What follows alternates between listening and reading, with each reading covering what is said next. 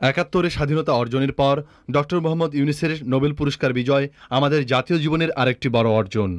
দারিদ্র্য বিমোচনের সংগ্রামে নেতৃত্ব দানকারী এই কর্মবীরের প্রচেষ্টা ছিল গ্রামীণ অর্থহীন মানুষদের ঋণ সহায়তা দানের মাধ্যমে তাদের অর্থনৈতিক মুক্তির পথ করে দেওয়া।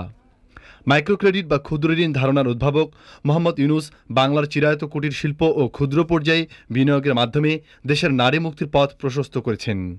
দেশের অর্থনৈতিক গতিধারায় যা নতুনত্ব আনতে সক্ষম হয়েছে। আর বাংলাদেশের এই ক্ষুদ্র ঋণ এত ভালোভাবে গ্রথিত হয়েছে যে আজ তা দেশের মাটির সঙ্গে মিশে গেছে। উপমহাদেশের রবীন্দ্রনাথ ঠাকুর, অমর্ত্য সেনের পর বাঙালির ইতিহাসে প্রথমবারের মতো একজন বাংলাদেশী হিসেবে নোবেল শান্তি পুরস্কারে ভূষিত হলেন ডক্টর মোহাম্মদ ইউনূস ও তার প্রতিষ্ঠিত গ্রামীণ ব্যাংক। ক্ষুদ্র ঋণ প্রদানের লক্ষ্য নিয়ে ১৯৭৬ সালে কার্যক্রম শুরু করে ১৯৮৩ সাল থেকে স্বতন্ত্র প্রতিষ্ঠান হিসেবে গ্রামীণ ব্যাংকের পথ চলা শুরু। গ্রামীণ ব্যাংক শুধু বাণিজ্য চিন্তাই করে না, মানব উন্নয়নেও বিশাল ভূমিকা রাখতে পারে, বদলে দিতে পারে মানুষের জীবন ব্যবস্থাকেও, আনতে পারে অর্থনৈতিক মুক্তি।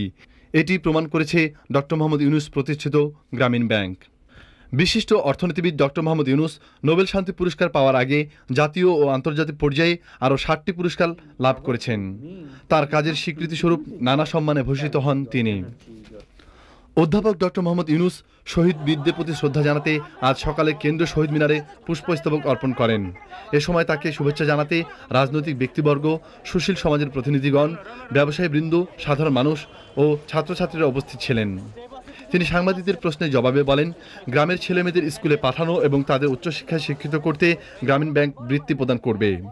ইনফরমেশন টেকনোলজি, তথ্য প্রযুক্তি নিয়ে আমাদের একটা বড় প্রচেষ্টা, রিনিউয়েবল এনার্জি এটা আমাদের একটা বড় প্রচেষ্টা, সৌরশক্তি, বায়োগ্যাস ইত্যাদি, জৈব সার, এগুলো আমাদের একটা বড় প্রচেষ্টা।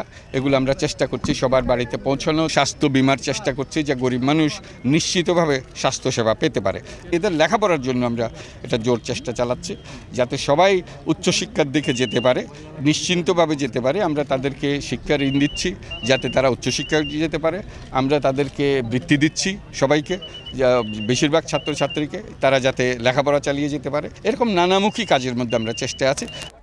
সমাজের আপামর জনসাধারণ ডক্টর ইউনূসের এই মহান কৃতিত্বে তাকে অভিনন্দন জানিয়ে বলেন, ডক্টর মোহাম্মদ ইউনূসের নোবেল পুরস্কার বিজয় সারা বিশ্বের কাছে বাংলাদেশের মান আরও উঁচুতে স্থান করেছে।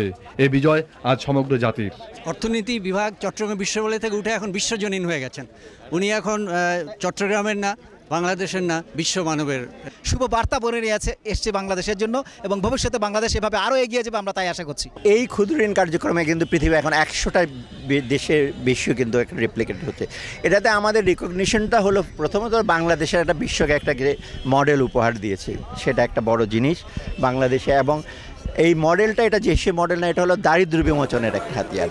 পরে ডক্টর মোহাম্মদ ইউনূস সাভারে জাতীয় স্মৃতিসৌধে শহীদদের সম্মানে পুষ্পস্তবক অর্পণ করেন। দারিদ্র্য বিমোচনের মাধ্যমে আপামর জনগোষ্ঠীর অর্থনৈতিক মুক্তি, সার্বজনীন শান্তি প্রতিষ্ঠা করতে পারে। এই ধারণাকেই গোটা বিশ্বে আজ নতুন দিগন্তের মতো সূচনা করলেন দেশের অর্থনীতিবিদ ডক্টর মোহাম্মদ ইউনূস।